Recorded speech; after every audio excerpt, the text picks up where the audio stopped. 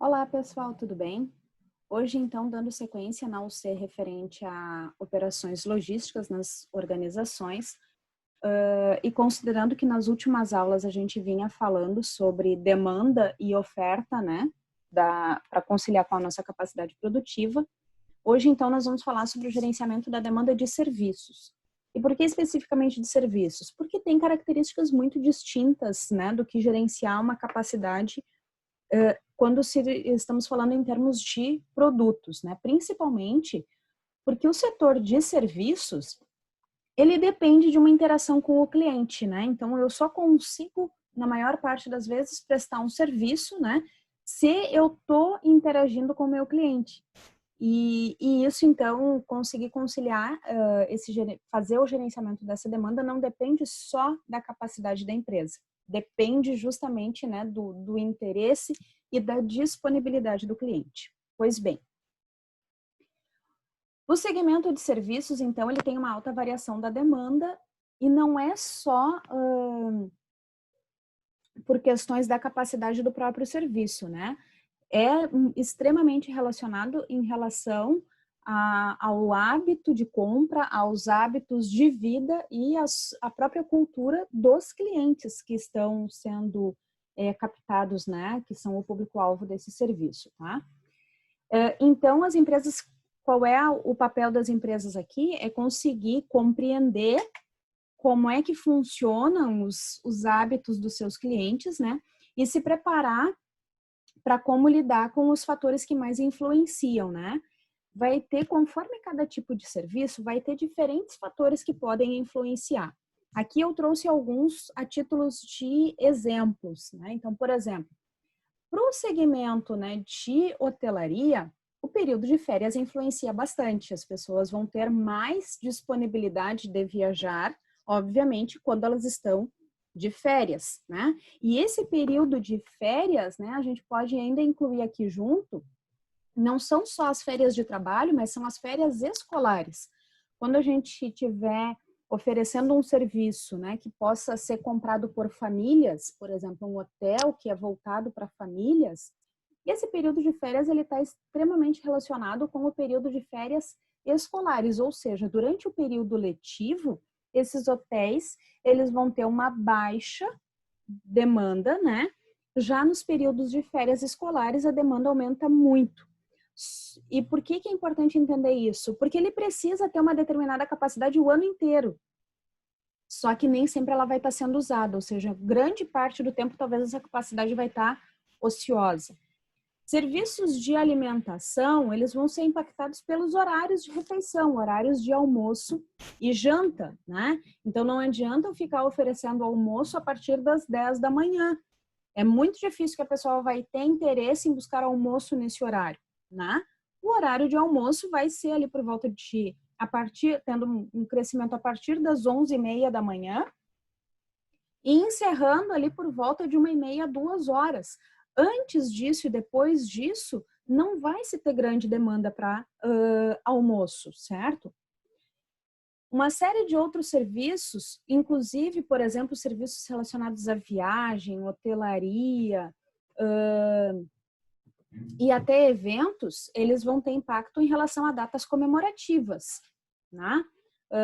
Serviços de beleza também. Então, as pessoas se preocupam, né, e procuram estar mais bem arrumadas para datas festivas do que no restante do tempo. Então, isso vai ocasionando que em alguns períodos, talvez, as empresas vão ter uma grande demanda e logo na sequência vão ter uma queda muito grande nessa procura, né? Mas elas não conseguem jogar o cliente para fazer um atendimento depois, certo? Então, precisa entender como que isso funciona, né? Aqui, além de período de férias, a gente poderia colocar em relação à temperatura, estações do ano, né? Enfim, existem uma série de fatores que podem influenciar. Esses eu trouxe aqui porque eles são os mais fáceis de serem previstos, né? Todos os anos temos períodos de férias, todos os dias as pessoas almoçam e jantam, ou pelo menos existe esse horário. Em contrapartida, vão existir uma série de outros fatores que vão ser muito difíceis de prever. Por exemplo, né, no ano de 2020, a gente está vendo, né, uma série, né, principalmente o setor de serviços, sendo aí fortemente impactado pelas restrições que a pandemia do Covid está impondo. Então, não tinha como se prever isto antes, né? Lá em janeiro, dezembro, né? Final do ano passado, quando as empresas começaram a fazer o planejamento para 2020, ninguém imaginou que estaríamos, né, em praticamente setembro de 2020 aí, com sérias restrições de funcionamento. Impacta fortemente nos negócios. Então, além dos fatores previstos, ainda existem uma série de fatores não previstos que podem impactar. Por que isso importa, né, gente? Em primeiro lugar, porque quando eu tenho um período com alta demanda, eu posso ter aí filas de atendimento, clientes em espera.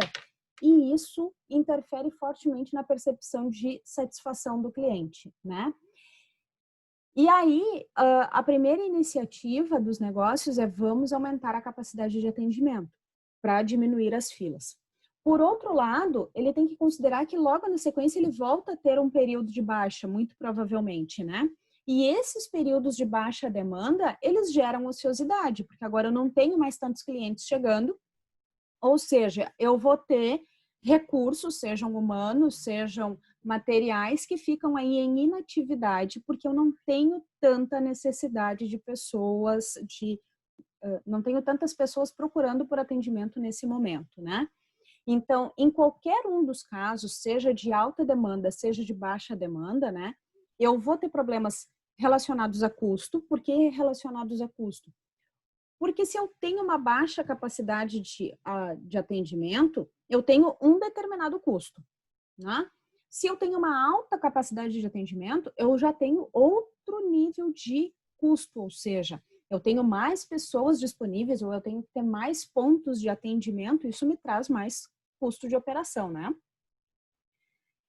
Para o cliente é bom quando ele consegue chegar e ser atendido de imediato, ou seja, que ele não tenha espera. Lembra a aula que nós falamos sobre filas de atendimento?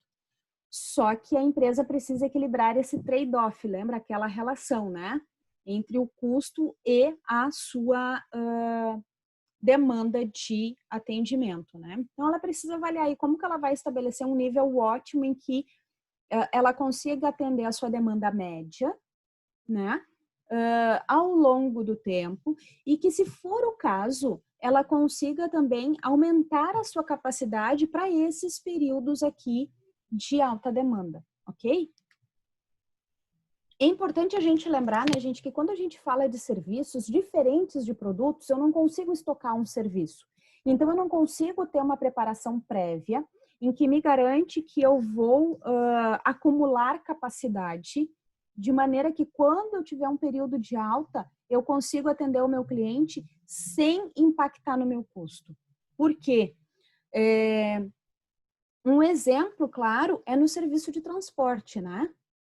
Um ônibus que sai da rodoviária, um avião que sai do aeroporto, com um assento vazio, é um custo que a empresa vai carregar ao longo do tempo. Aquele custo ela não consegue retomar. Aquele assento que não foi vendido, ele não pode ser recuperado depois. E ela não consegue criar assentos adicionais, né? Então, ou ela vende tudo, ou ela arca com a consequência, ou seja, com a despesa de não ter vendido tudo, mas ter que atender aqueles que compraram, entende? Então, não tem essa capacidade de formação de um estoque, né? Outra coisa importante é que, como a gente já viu, né, que em termos de serviços há uma interação muito grande com o cliente ele pode ser, inclusive, o próprio coprodutor da entrega desse serviço, ou seja, ele pode assumir diferentes papéis ao longo do meu processo, né? E em alguns casos, eu só consigo fazer o serviço se o cliente está lá. O exemplo mais clássico é o do salão de beleza, né? Ou serviços de beleza de maneira geral. Eu só consigo prestar o serviço se o cliente está lá. E ainda, em cada cliente, pode ser que o serviço ele tenha que ser assim, ó, adaptado em algum nível, né? Então, por quê? Porque o cliente é coprodutor, né? Imagina uma pessoa que vai num salão para pintar o cabelo. Cada fio tem uma característica, a cor desse cabelo interfere, né, em aceitar mais ou menos tintura, se passou por um processo químico anterior. Então, assim, o fato de uma pessoa ter ido ao estabelecimento, ter sido atendida pelo profissional e ter ficado muito satisfeita, não garante que isso vai acontecer com o próximo cliente, porque o cliente é coprodutor, certo? Então, eu preciso, o que eu preciso fazer é a melhor gestão do meu cliente. E isso envolve entender as suas necessidades, as suas expectativas, né? Então, eu preciso fazer um processo de interação muito grande, ou seja, a própria produtividade do serviço, ela depende do cliente. Se o cliente facilita o processo da empresa no sentido de deixar mais claro suas demandas, suas expectativas, né? Isso facilita. Se o cliente não tem muita certeza, se ele fica em dúvida, se ele questiona, se ele pede mudanças ao longo do processo, isso interfere na minha produtividade, porque às vezes o tempo que eu estaria atendendo 2 clientes, eu fiquei em um só, até que a gente conseguisse fechar a nossa relação, né? Então, como que a gente contorna esses problemas? Bom, existem diferentes estratégias, né? Existem algumas estratégias que vão estar mais ligadas ao marketing. A gente já viu que operação logística hoje ela está intrinsecamente ligada com as estratégias de marketing, justamente porque as operações logísticas definem a capacidade da empresa, né? E só sabendo a capacidade da empresa eu consigo determinar o meu nível de divulgação.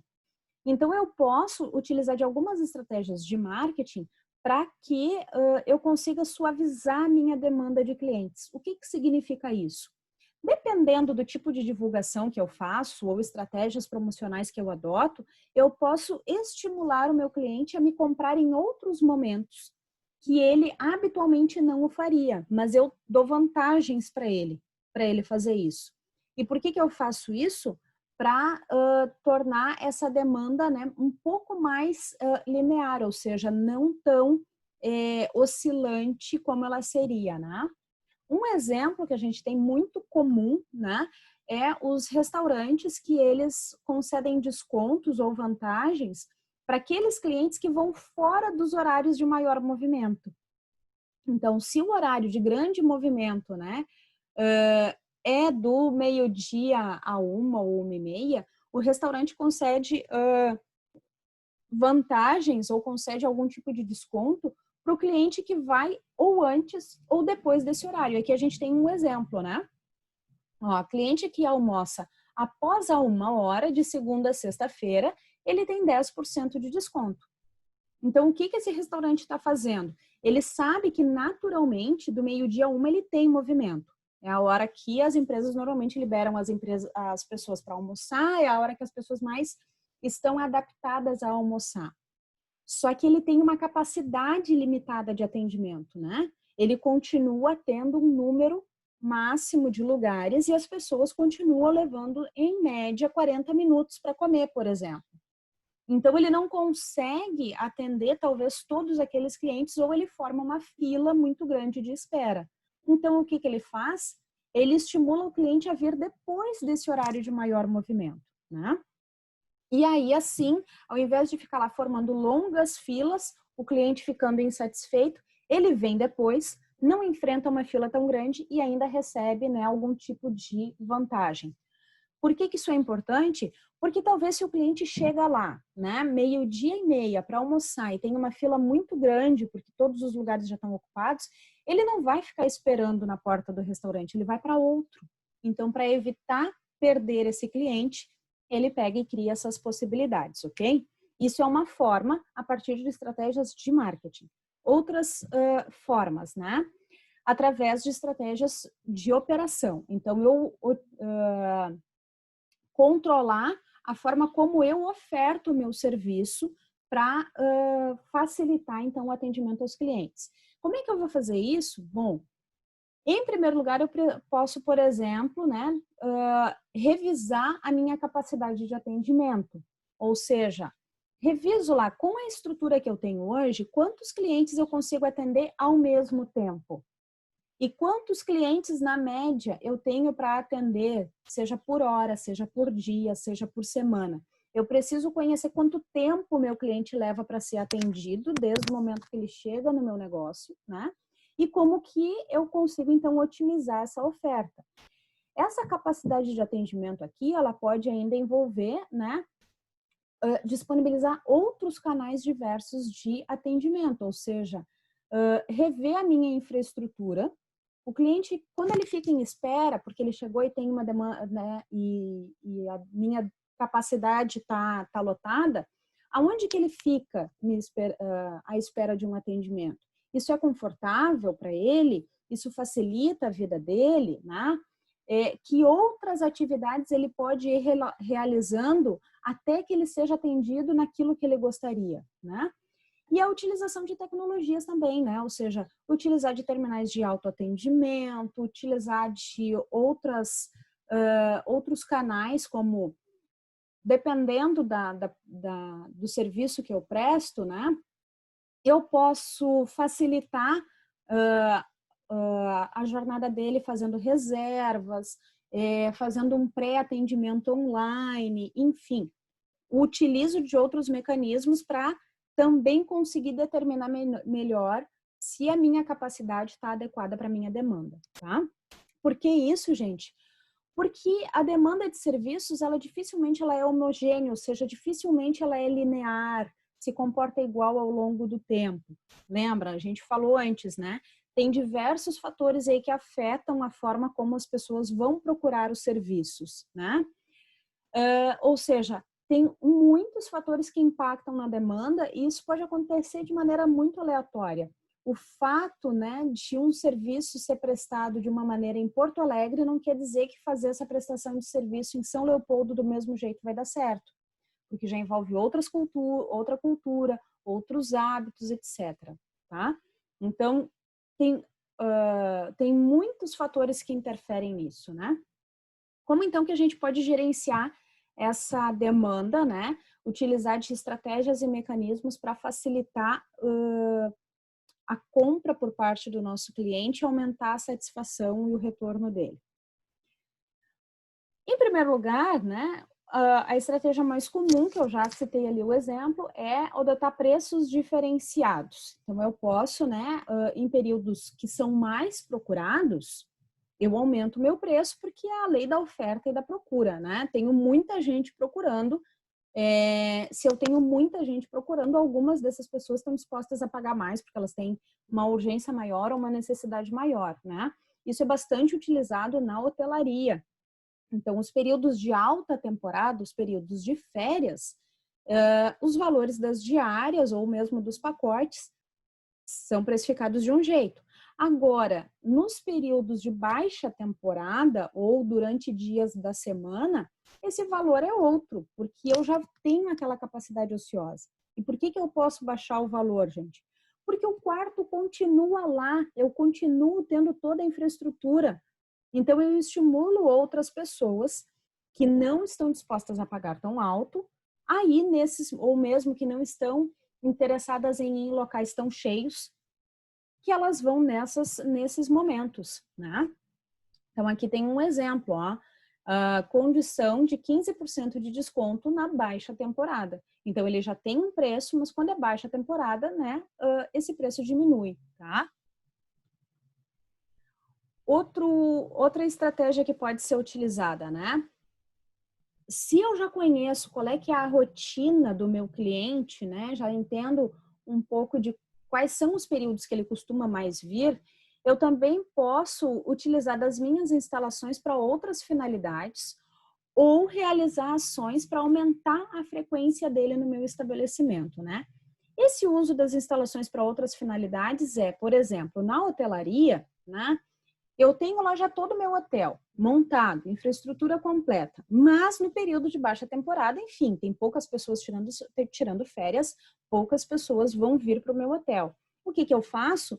Eu oferto, né, e disponibilizo o meu espaço, faço parcerias com agências e com agentes de viagens para oferecer isso, então, para grupos de terceira idade. Por quê? Porque essas pessoas, né, na sua maior parte já são, então, pessoas que não estão mais trabalhando, estão aposentados, então eles têm disponibilidade de vir em diferentes épocas do ano, né?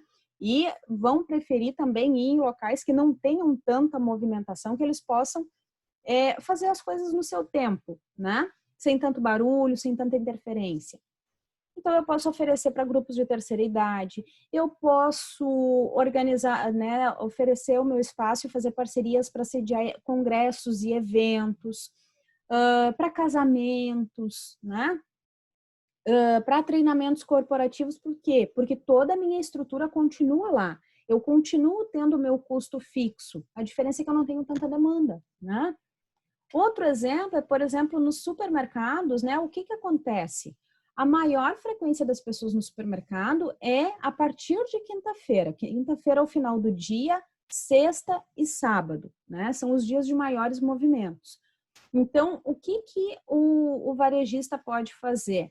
Ao longo dos dias da semana, ele vai criando diferentes ofertas, diferentes vantagens para fazer com que as pessoas aumentem a sua frequência nos demais dias, né? Então, o Nacional, há tempos atrás, eu não sei se ele ainda se utiliza dessa estratégia, mas para cada dia da semana ele tinha um tipo de oferta diferente. Então, na segunda-feira, né, fazia promoções no setor de limpeza, na terça-feira fazia no setor de hortifruti. E aí, com isso, né, ele vai fazendo o quê? Vai estimulando as pessoas, movidas por preço, a irem em outros momentos durante a semana para aproveitarem essas ofertas, né?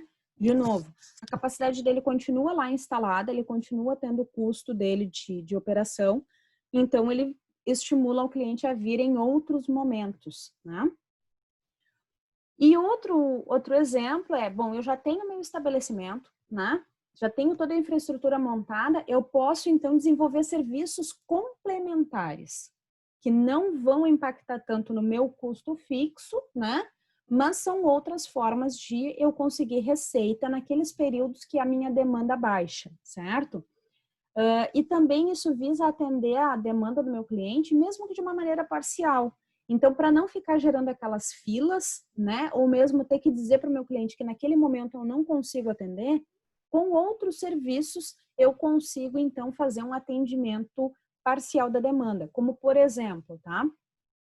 Alguns hotéis, eles se utilizam da estratégia do day use. O que que é o day use? A pessoa paga um valor para fazer o aproveitamento do dia no hotel. Ela não fica hospedada, mas ela consegue se utilizar de toda a infraestrutura. Então, ela passa um dia no hotel, podendo se utilizar da piscina, de toda a área de lazer, né? E pode ter direito a algumas refeições e no final do dia ela vai embora.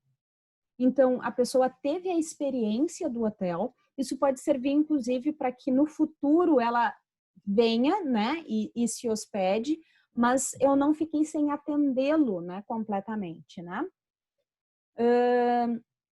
E isso também pode ser interessante, por exemplo, para pessoas que moram muito próximo do hotel, para quem não seria interessante se hospedar, né? E talvez ela não fosse conhecer aquele hotel porque ela mora ali tão próxima, que não é interessante, né? Ela pagar para dormir no hotel. Mas ela gostaria de conhecer, saber como é que é a infraestrutura. Então, ela tem o direito, né? O hotel pode implementar, nesse caso, o day use, certo? Esse exemplo que eu trouxe aqui, de um hotel no estado de São Paulo, contempla o café da manhã e o almoço, além de todas as opções de lazer, né? Outro exemplo de serviço complementar é num restaurante. Chegou lá a pessoa para fazer a sua refeição e o restaurante está com todos os lugares ocupados, né? Mas para a pessoa não ficar desatendida, né? O hotel tem normalmente, né, um espaço onde ele faz o snack bar, né? Então a pessoa pode ir petiscando, pode ir tomando um aperitivo, isso faz parte da compra já do cliente, ou seja, ele está pagando por aquilo que ele já está consumindo, né?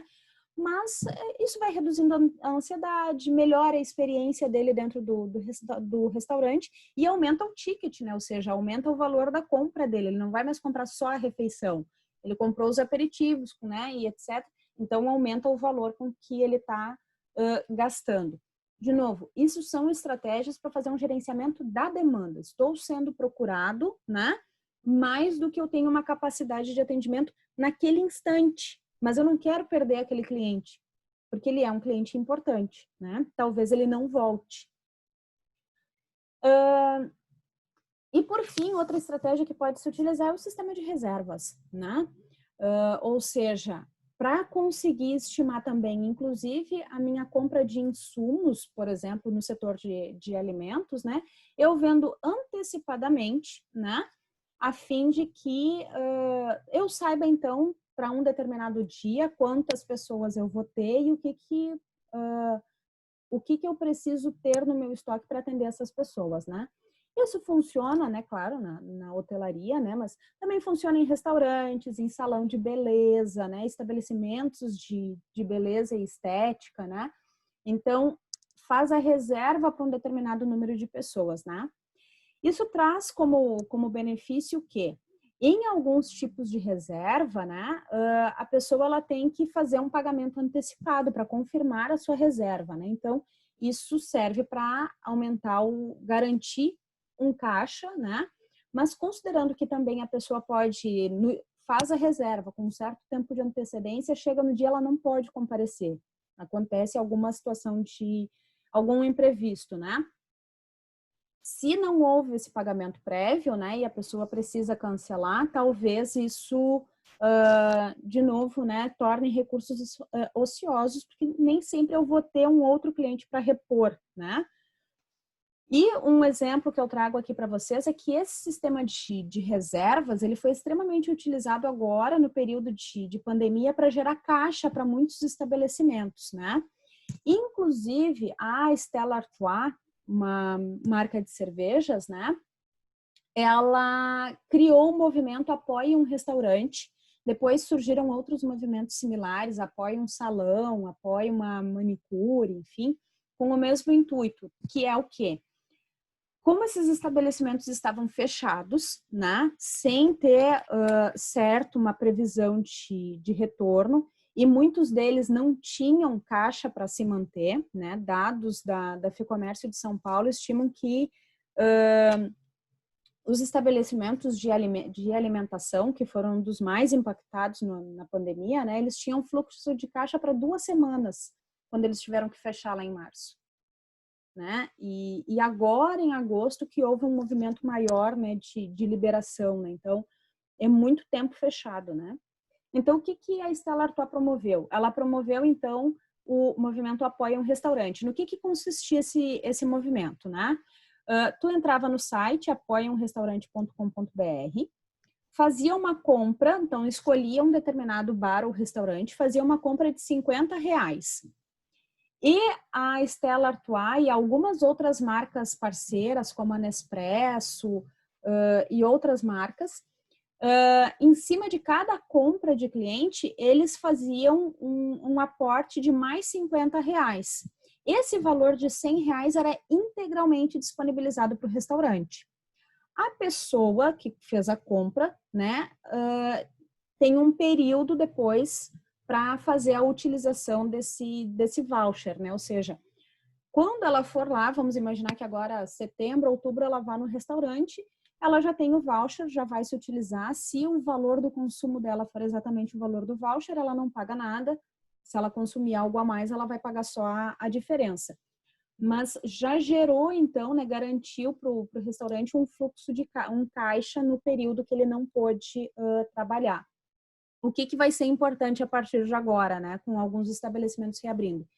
Que esses estabelecimentos que receberam esses vouchers consigam controlar, né,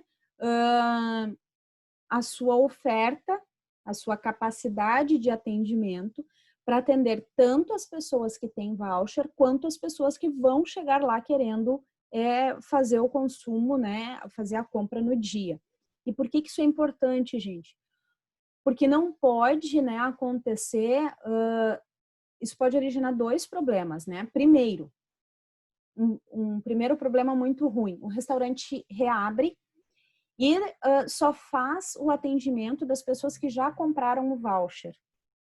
Esse dinheiro que ele já recebeu, ele serviu para fazer pagamento, né, dos funcionários e os custos fixos que ele tinha, como aluguel, água, que internet, que continuou tendo mesmo com o estabelecimento fechado, né?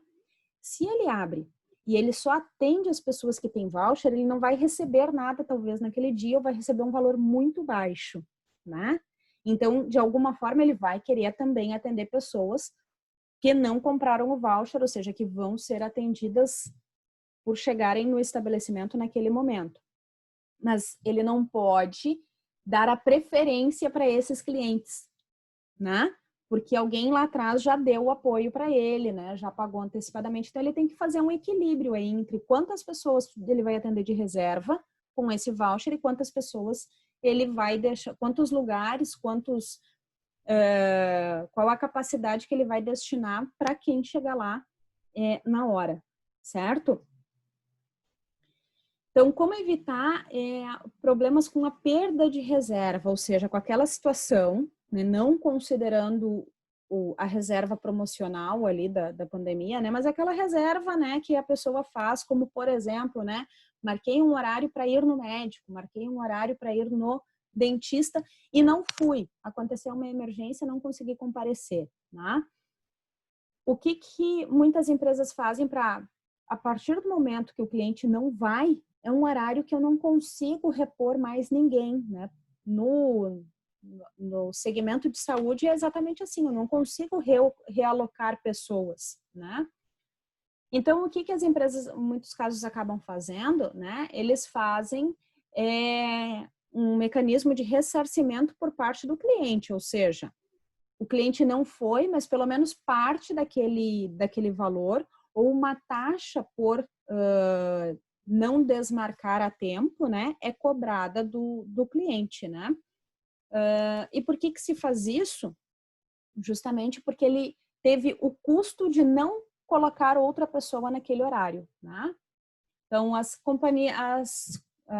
clínicas médicas, elas cobram dos pacientes que faltam, né? Nas companhias aéreas, são cobradas as taxas de transferência, ou seja, a pessoa comprou uma passagem de avião, mas aconteceu alguma emergência, ela não vai poder ir para aquele horário que ela comprou a passagem e ela pede para fazer a transferência do seu voo, né? É cobrada uma taxa para isso, tá? Os hotéis, né, eles trabalham, né, com os pagamentos antecipados das reservas de pelo menos 50% do valor, e a maior parte deles estabelece, né, em quanto tempo a pessoa pode fazer o cancelamento da reserva sem custo, porque daí ele tem tempo de divulgar que ele tem ainda capacidade e buscar outro cliente, e em quanto tempo, então, parte desse valor não vai ser reembolsado para o cliente, justamente porque ele tem o custo da reserva, certo? Só que pode acontecer outro problema, né? Que é em relação ao vídeo que eu disponibilizei para vocês na sexta-feira, que é em relação ao overbooking. O que é o overbooking, gente? Overbooking é o seguinte, muitas das empresas de serviços, elas já sabem que se elas tiverem reserva de 100% da sua capacidade, sempre vai ter um percentual das pessoas que cancelam, que não comparecem. Então, na aviação, por exemplo, vamos imaginar um avião que tem a capacidade de 180 lugares, tá? A companhia aérea vende as 180 passagens. Só que ela sabe, ela já tem histórico de que 10% das pessoas cancelam. Então, ela vende, né, mais do que 180 passagens. Ela vende 198 passagens, que são os 180 mais 10%. Ok? Por que ela faz isso? Porque daí mesmo com os que cancelarem, ela continua tendo um aproveitamento de 100% dos seus assentos. Só que pode acontecer, né, gente, que num determinado dia, enfim, As pessoas não cancelaram. E ela continua tendo só 180 lugares. Então, tem 18 pessoas que têm passagens, mas não tem lugar no voo. Então, a empresa, nesse caso, ela precisa ressarcir o cliente, que é isso que ele explica lá no vídeo de sexta-feira, né? Então, a empresa, quando ela adota essa política, né? Se ela adota, ela tem que observar, inclusive, a legislação do local onde ela está, porque em alguns lugares essa prática ela é ilegal, certo? Justamente porque o atendimento tem que ser voltado para o cliente, né? Mas se ela está num lugar onde essa prática é permitida, né? Ela tem que estar preparada para fazer o ressarcimento do cliente, ou seja, vendi a passagem, a pessoa está lá para embarcar no voo, né? Mas não vai ter lugar. O que ela vai ter que fazer? Ela precisa garantir que essa pessoa seja realocada num próximo voo, e para isso ela tem que garantir as condições que essa pessoa permaneça no local onde ela está, porque muitas vezes essa pessoa está viajando, então ela vai ter que hospedar essa pessoa em algum hotel, porque ele já não tem mais hotel ou pousada, né? Ele estava preparado para ir embora naquele dia. Tem que conceder alimentação, porque ele não tem, ela tem que partir do pressuposto que ele não tem recursos para ficar lá onde ele está, né? Então ela vai ter um custo. Vale a pena? Bom, daí a empresa tem que ter uma correta avaliação lá da sua capacidade, dos seus custos, para ver se isso compensa, né? E ela tem que também fazer um monitoramento muito grande para saber em quantas vezes esse overbooking realmente vai acontecer, ou seja, em quantas vezes não vai ter o cancelamento que ela estava imaginando, né? O cancelamento que é de padrão por histórico, certo? Na próxima aula, então, nós vamos falar, hoje a gente falou então sobre o gerenciamento da demanda, né, é a procura pelo cliente. Na próxima aula, então, a gente vai ver a partir disso, entendendo como é que funciona o dinamismo da demanda, como que as empresas de serviço conseguem adequar, então, a sua oferta, certo? Fico à disposição de vocês e até o nosso próximo encontro, tá bom? Um abraço a todos.